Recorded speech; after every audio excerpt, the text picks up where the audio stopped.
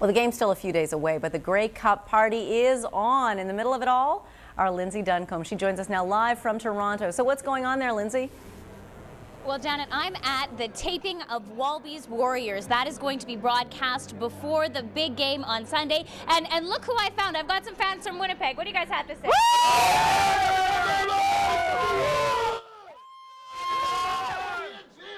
And let me tell you, Janet, we're going to be hearing a lot of that happening all over the city today as this big city prepares to become a prairie town. Thank you.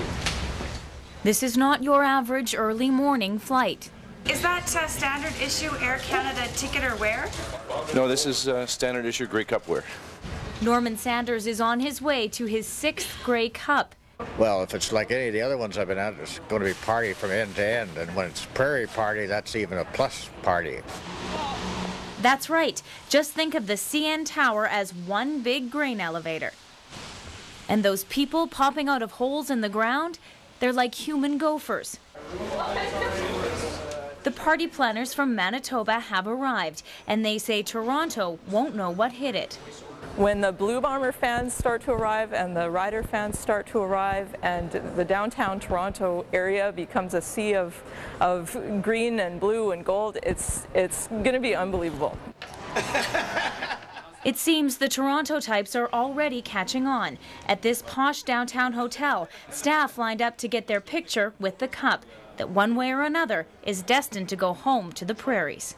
It's going to be fantastic. You've got, two teams that are representing two great cities in Canada and the CFL, and probably, two of the greatest fan bases all across the country. So it's going to be wild here. And this is just the beginning, Janet. Tomorrow, all the parties start at the convention center. All the different teams have their own parties. There are street festivals. We'll be live from there tomorrow night. Hey, do you folks have anything else you want to say? Do you want to hear some more cheering for the folks back in Winnipeg? This is for you, Milton KG. This isn't Toronto anymore. This is Bomberville. I like the sound of that. There you go, Janet. Lindsay, thanks very much. Lindsay Thank Duncombe you. reporting live for you tonight from Toronto. The rivalry between the Blue Bombers and the Saskatchewan Roughriders is the stuff of Canadian legend. What happens, though, when fans from opposing teams live under one roof? The battle lines are drawn. It is East versus West in this Winnipeg basement. You see, Craig Gill is true blue, but his wife Janice, a born and bred Rider fan. They are showing their team pride, something they do every time the Bombers and Rough Riders play, but this time the stakes are high. Well, we were walking down the street holding hands and there was some people behind us and the guy just said, "Oh, Bomber Rider fan, that's grounds for divorce right there." And then they saw the Steagle jersey and they were okay with it, so. The Gills are assuring us that this rivalry is a friendly one. They plan to watch the game as a couple with no hard feelings at the end, no matter who wins, because the Bombers are going to win. Okay, you think it's bad in a basement? Imagine a whole town split, torn over who to cheer for. Russell, Manitoba is awfully near the Saskatchewan border, As Jennifer Johnson shows you, the town has a serious case of Grey Cup fever. Pressure from Joseph, and once again, he has been dropped. The rivalry started here, and it continues here every week in the town of Russell's council chambers.